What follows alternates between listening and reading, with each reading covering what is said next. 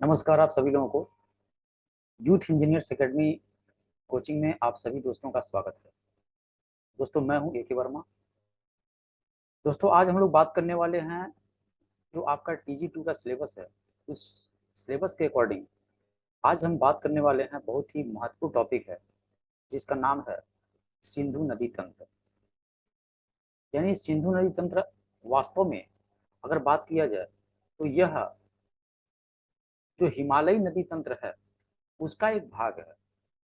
अगर हिमालयी नदी तंत्र की बात करें तो इसके अंतर्गत तीन पार्ट आता है। एक आपका सिंधु नदी तंत्र, दूसरा आपका है गंगा नदी तंत्र और तीसरा जो आपका आता है ब्रह्मपुत्र नदी तंत्र आता है। तो कुल मिलाकर के ये हिमालयी नदियां कही जाती हैं।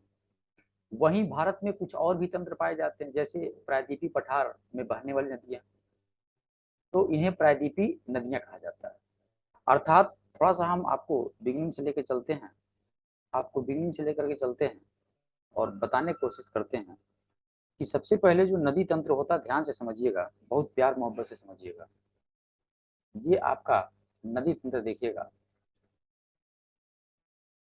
ये देखिए बच्चा, ये आपका क्या है, नदी तंत्र की मैं बात करने चल रहा हूँ। तो इस नदी तंत्र में अगर देखा जाए तो एक आपका जो है वो क्या है, एक आपका हिमालयी नदी तंत्र है। ये है हिमालयी नदी तंत्र। ठीक है।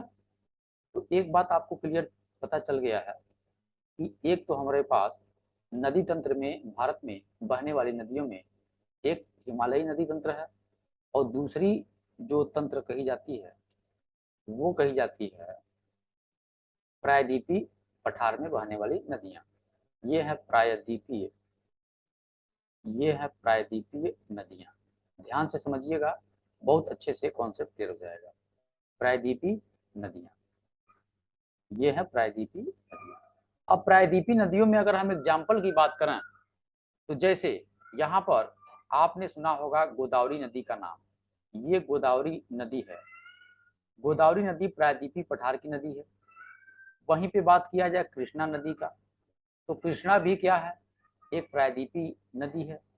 कृष्णा के बाद बात किया जाए तो आपकी कावेरी नदी हो गई। ये कौन सी नदी है, ये है कावेरी नदी है। वहीं पर अगर बात किया जाए तो एक आपकी नदी है ताम्रपर्णी, ये है ताम्रपर्णी नदी, ताम्रपर्णी नदी। ठीक।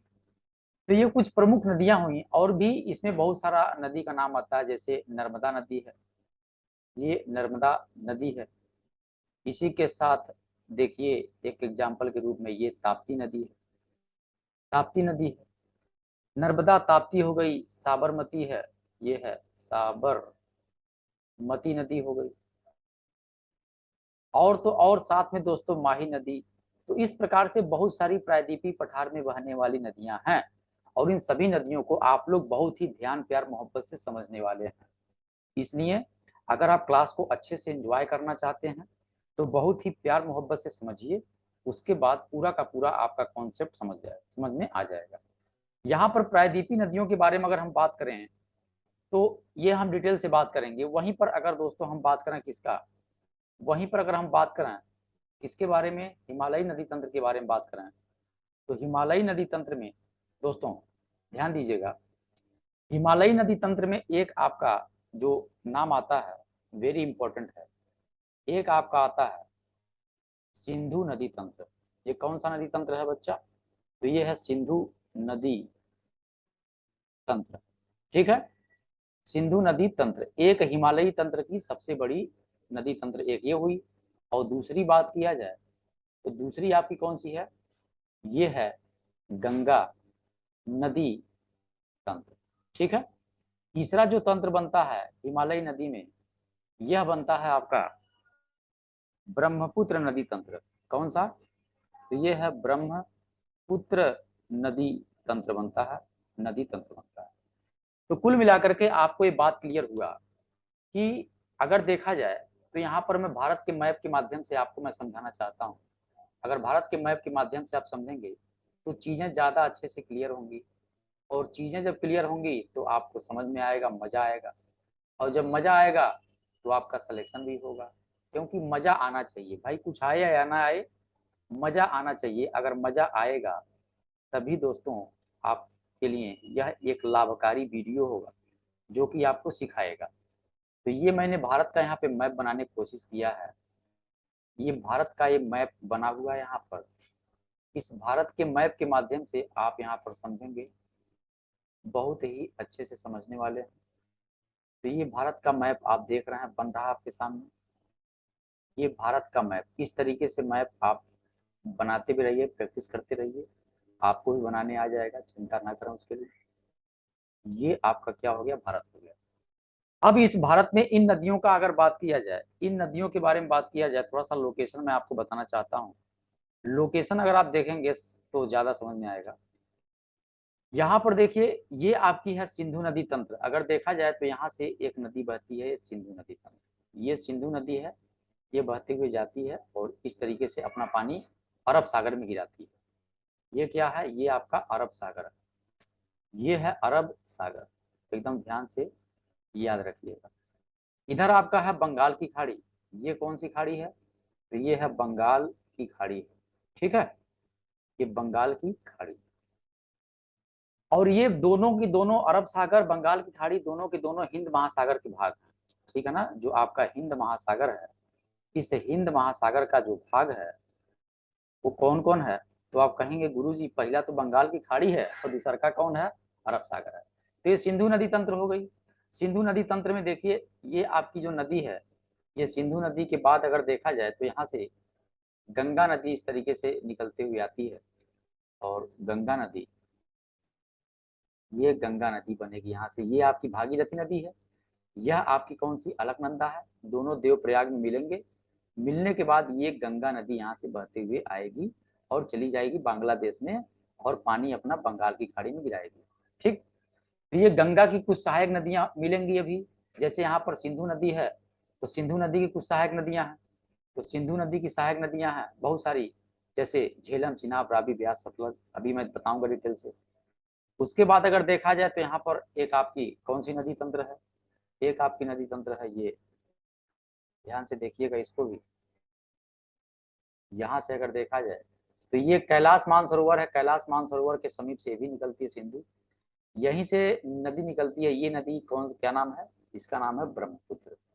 ये ब्रह्मपुत्र नदी यांग्याब दर्रे से भारत में प्रवेश करते हुए अरुणाचल प्रदेश होते हुए, असम होते हुए ये पहुंच जाती है बांग्लादेश में, और यहाँ पर गंगा से मिल जाती है।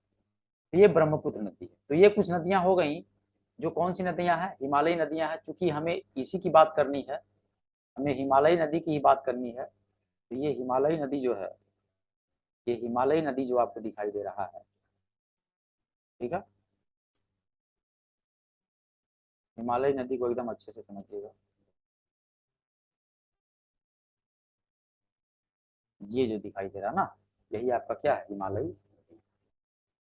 अब चलिए हम लोग बात करने वाले हैं सिंधु नदी तंत्र के बारे में बात करते हैं। सबसे पहले एक बार फिर से मैप लेना पड़ेगा, एक बार मैप हमें लेना पड़ेगा, यहाँ पर मैप बड़ा बनाना पड़ेगा तभी आपको ज्यादा समझ में आएगा। ये देखिए, ये मैं मैप यहाँ बड़ा ले रहा हूँ, बड़ा इसलिए बना रहा हूँ कि आपको ज्यादा समझ में आए, ठीक। ये आपका,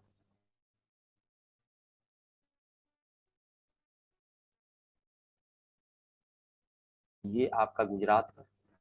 अब आपको समझ में आ रहा होगा।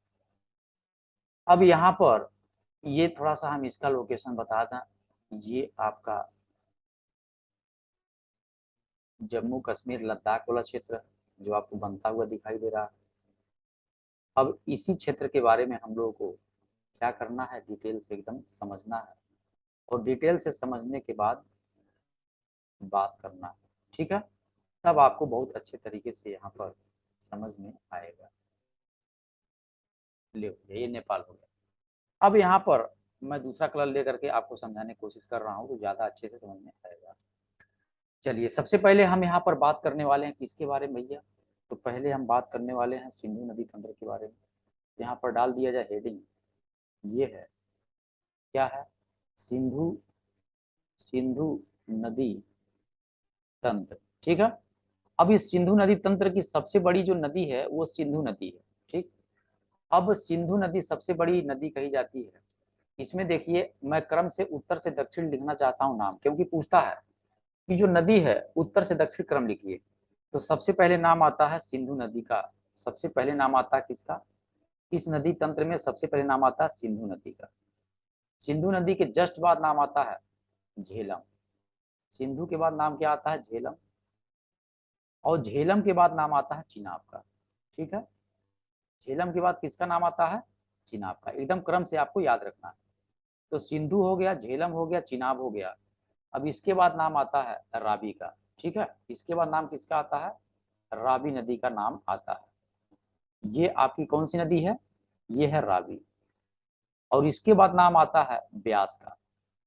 ये है आपकी ब्यास नदी। तो सिंधु, झेलम, चिनाब, रावी, ब्यास और एक है सतलज। ये आपकी कौन सी नदी है? ये आपकी सतलज नदी है। तो इस नदी तंत्र में आपने देखा टोटल कितनी नदियां आपको दिखाई दे रही हैं? टोटल 6 नदियां दिखाई दे रही हैं, ठीक। आप काउंट करेंगे ध्यान से तो 6 नदी दिखाई देगा। चलिए हम थोड़ा सा इसके लोकेशन की बात करते हैं, कौन नदी कहाँ से निकल रही है। यहाँ पर आपका एक माउंटेन है, एक पर्वत है। ये कैलाश माउंटेन है, कैलाश पर्वत है। इसे नाम लिखते हैं मान सरोवर। ये मान सरोवर है, मान सरोवर है, कैलाश मान सरोवर। ये कैलाश मान सरोवर से यहाँ से सिंधु नदी निकलती है, ठीक है। सिंधु नदी इस तरीके से निकलती है। पोखर झील है, यहीं से नदी निकलती है। और सिंधु नदी जब निकलती है भारत में प्रवेश करते हुए इस तरीके से ऐसे बहते हुए जाती है। और देखिए भारत में नदी चल रही है। और भारत में चलने के बाद ये नदी फिर पहुंच जाती है कहाँ पर? पाकिस्तान में। ये नदी पाकिस्तान में गई और पाकिस्तान में चलते जाती है, चलते जाती है। ये नदी चलते जा रही है, चलते जा रही है। और अपना पानी कहाँ गिराएगी? तो ये गिराएगी कहाँ पर? बंगाल के अरब सागर में। यहाँ पर डेल्टा बनाएगी, ठीक। तो ये आपका डेल्टा बनता हुआ नजर आ रहा है। ये क्या बनता नजर आ रहा है? डेल्टा बनता हुआ नजर आ रहा है, ठीक है। ठीक, ये आपका डेल्टा है, याद रखिए। ये सिंधु नदी है, इसका नाम लिख दिया जाए पहले सिंधु। तो यहाँ पर मैं सीधे शॉर्ट में लिखता हूँ एस। ये एस मतलब सिंधु, SIN। ये सिंधु। सिंधु के बाद जस्ट नाम आता है एक नदी और है, देखिए सतलज नदी। तो मानसरोवर झील के पास ही एक राकस ताल है। इसी राकस ताल से नदी निकलती है। और ये सबसे पहले हिमाचल प्रदेश में एंट्री मारती है। और हिमाचल प्रदेश में एंट्री मारने के बाद, हिमाचल प्रदेश में एंट्री मारने के बाद ये नदी कहाँ पहुंचती है? ये नदी कहाँ पहुंचती है? ये नदी पहुंचती है कहाँ पर? पंजाब में। और पंजाब होते हुए नदी कहाँ पहुंच गई?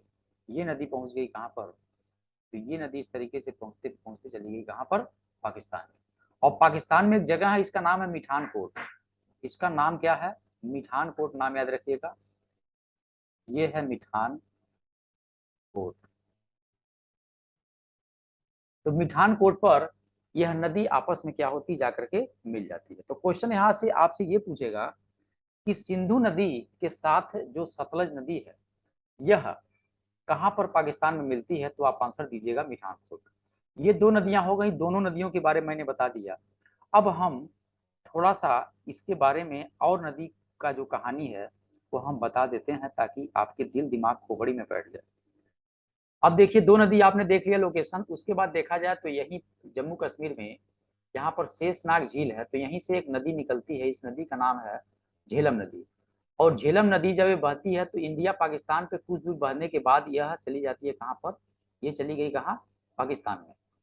तो इसको हम छोड़ देते हैं यहीं पर, अभी आगे इसको मिलाएंगे। ये कौन सी नदी हो गई? झेलम। तो यहाँ पर मैंने नाम लिख दिया JH। JH का मतलब हो गया झेलम। उसके बाद चिनाब की बात किया जाए तो हिमाचल प्रदेश में, यह हिमाचल प्रदेश से नदी निकलती है चिनाब नदी। और ये नदी बहते हुए जम्मू कश्मीर होते हुए पहुंच जाती है पाकिस्तान में। जब पाकिस्तान में आगे बढ़ती है तो इससे आकर के मिल जाती है कौन? झेलम नदी।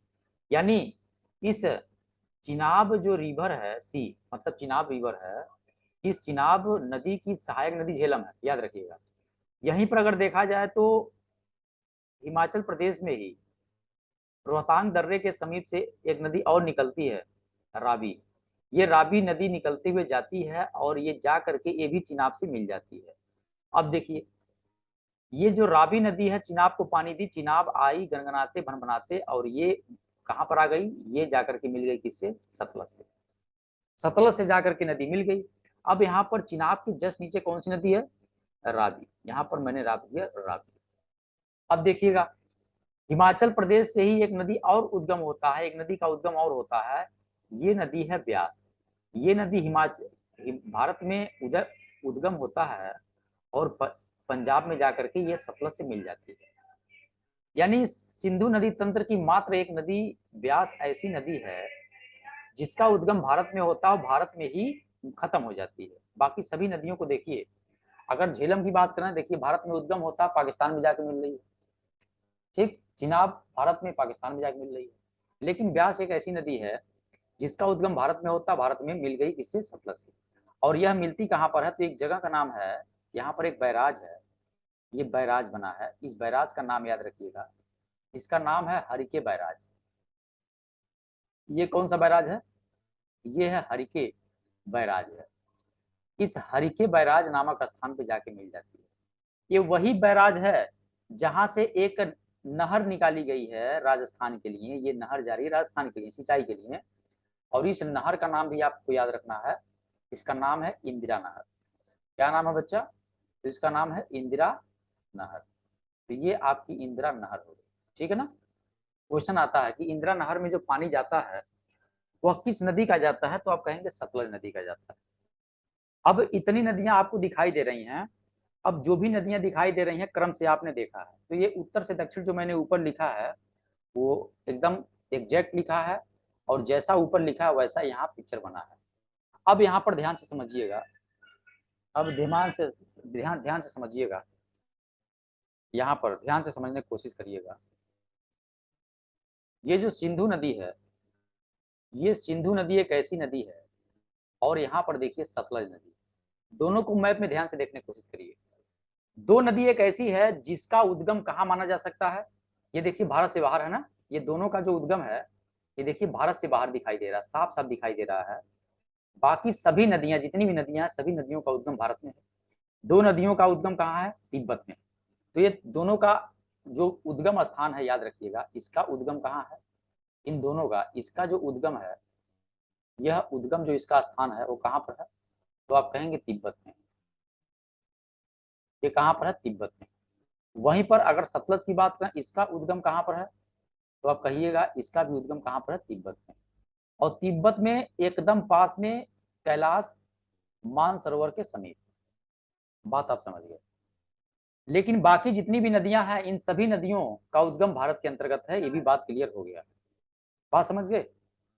अब यहां पर देखिएगा ध्यान से, अब देखिए, अगर झेलम की बात करें तो इसका उद्गम कहाँ है, तो शेषनाग, जो शेषनाग झील है कहाँ पर, जम्मू कश्मीर में, वहां से उद्गम होता है।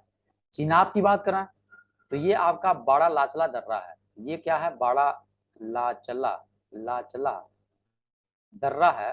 तो इस बड़ा लाचला दर्रा के समीप से इसका उद्गम होता है। वहीं पर अगर रावी नदी की बात करें, रावी नदी की बात करें, तो रावी नदी की बात करें, देखिएगा ये जो आपकी रावी नदी है, इसका जो उद्गम होता है ये होता है रोहतांग दर्रा। ये क्या है, रोहतांग दर्रा। और ब्यास का अगर बात किया जाए तो ब्यास का उद्गम जो होता है ये होता है ब्यास कुंड से। ब्यास कुंड नामक एक जगह है, कहाँ पर, हिमाचल प्रदेश में। तो यहाँ पर जरा ध्यान देखिए, बड़ा लाचला दर्रा से लेकर के ब्यास कुंड तक का जो कहानी है यह पड़ता है हिमाचल प्रदेश में।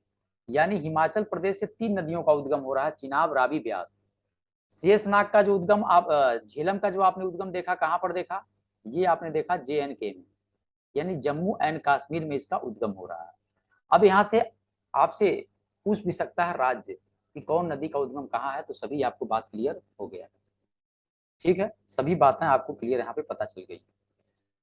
चलिए अब एक एक करके बात करते हैं। यहाँ पर एक बात और बता देते हैं, यहाँ पर दोस्तों एक जो नदी है सिंधु नदी, जिसको आप देख पा रहे हो ध्यान से, ये सिंधु नदी दो पर्वतों के बीच में बहती है। एक पर्वत श्रेणी आपकी है, यह आपकी एक पर्वत श्रेणी है, यह एक प्रकार की पर्वत श्रेणी है। और इस पर्वत श्रेणी का नाम है लद्दाख। यल का मतलब मैंने लिख दिया लद्दाख। और इसी के जस्ट बगल इसके नीचे जो है जास्कर पर्वत श्रेणी। ये कौन सी पर्वत श्रेणी है? तो ये है जास्कर पर्वत श्रेणी। तो क्वेश्चन ये बनता है, ये पूछता है कि सिंधु नदी किन दो पर्वत श्रेणियों के बीच में बहती है? तो आप कहेंगे लद्दाख और जास्कर के बीच बहती है। किसके बीच? लद्दाख और जास्कर के बीच बहती है। अब देखिए, लद्दाख का एक बहुत ही प्रमुख नगर है और लद्दाख की राजधानी भी है यहाँ पर। इसका नाम है लेह। क्या नाम है बच्चा? इसका नाम याद रखिएगा, इसका नाम है लेह। इसका नाम आपको याद रखना है, लेह, लद्दाख की राजधानी। तो ये जो लेह है, यह सिंधु नदी के दाएं तट पर स्थित है। यह अति महत्वपूर्ण सवाल आपके लिए बन सकता है, बार बार क्वेश्चन भी।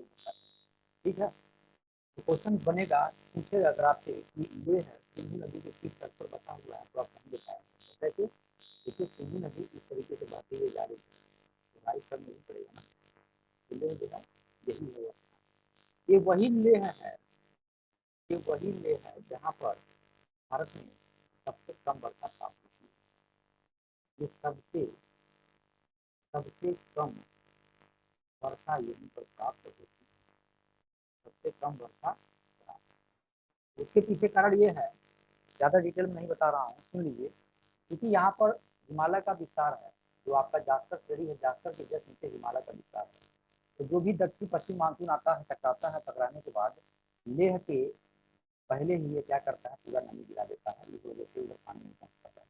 चलिए, तो आगे की बात है, थोड़ा सा आगे हम बात करना चाहते हैं इसके बारे में, कुछ नदियों के बारे में बात करना चाहते हैं।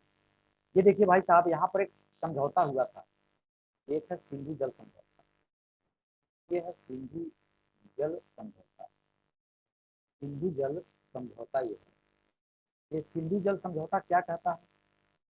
यह हुआ था वर्ष 1960 ईस्वी में। देखिए, भारत और पाकिस्तान का बंटवारा तो हो गया 1947 ईस्वी में, लेकिन यह ध्यान में नहीं रखा गया कि भाई पानी भी तो भारत से होकर के पाकिस्तान में जा रहा है। बंटवारा भूमि का तो हो गया, लेकिन जब समय गुजरा तो भारत ने डैम बनाना स्टार्ट किया।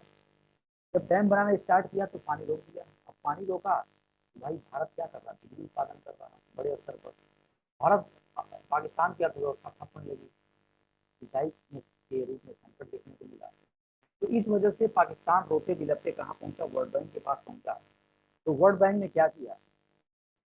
रेमंड के देख रेख में, रेमंड जो है नॉर्वे के प्रधानमंत्री थे, उनको जो है बनाया गया, इस समझौता में हेड बनाया गया।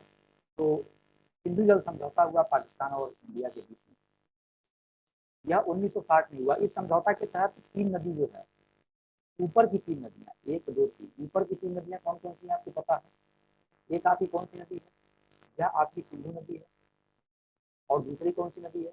झेलम नदी है। आप देख पा रहे हो, ऊपर ध्यान से देखिए मैप में भी। झेलम के बाद कौन सी? चिनाब नदी है।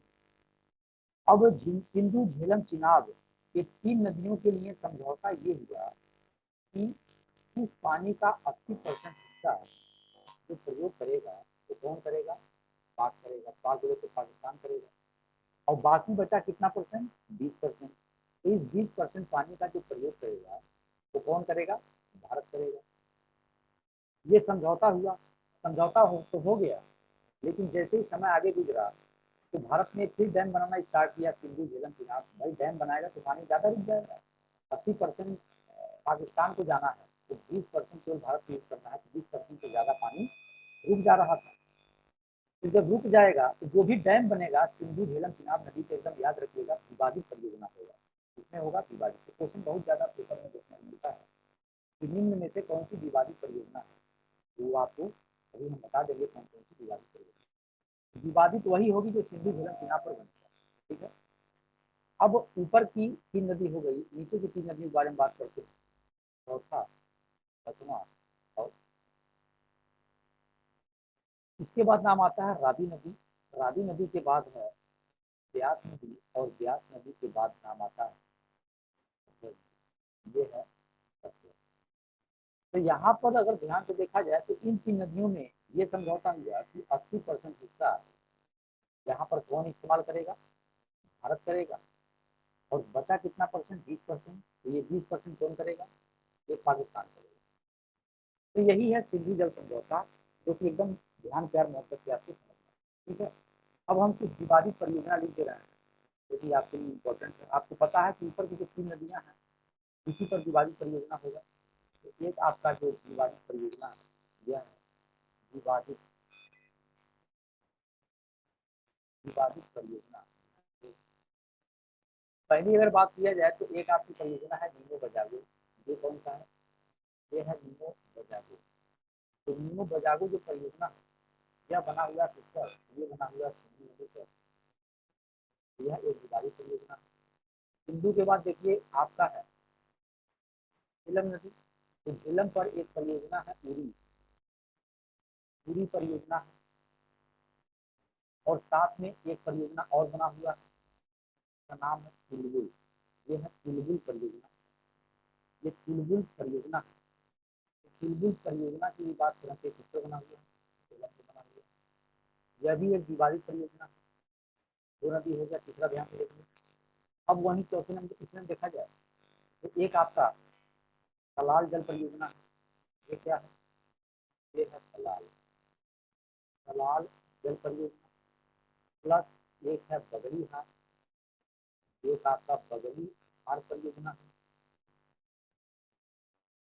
सलाल हो गया, बगड़ी हार हो गया, ठीक है। तो सलाल परियोजना, बगड़ी हार परियोजना, ये सब कैसी परियोजनाएं हैं, ये किस पर बनी हुई है, तो आप याद रखिएगा यह चिनाब नदी पर बना हुआ है। ठीक, ये जितनी भी परियोजना मैं लिखा हूँ सब विवादित परियोजना है, एकदम आप इसको ध्यान से, ठीक है। तो दोस्तों ये सिंधु नदी तंत्र की कुछ महत्वपूर्ण बातें आज मैं बताया हूँ। आशा करता हूँ कि आपको अच्छा लगेगा। और यह तो एक एज अ डिमॉन्स्ट्रेशन टाइप का है, जिसमें मैंने आपको हल्का सा ओवरव्यू देने की कोशिश किया है। दोस्तों ये बेसिकली डिजिटल के लिए बना हुआ है, तो आप ज़्यादा से ज़्यादा आप वीडियो को शेयर करिएगा। और जो बच्चा टीजी की तैयारी कर रहा है खासकर उसी बच्चे के लिए बनेगा वीडियो, क्योंकि ज़्यादा डीप नहीं होगा, टू द पॉइंट होगा, तो ज़्यादा एग्जाम में आने की संभावना होगी। तो टीजी वाले दोस्तों आप लोग तैयार रहिए, रेडी हो जाइए अपनी तैयारी को अच्छा करने के लिए। हम लोग आपके साथ, ठीक है दोस्तों, थैंक यू सो मच।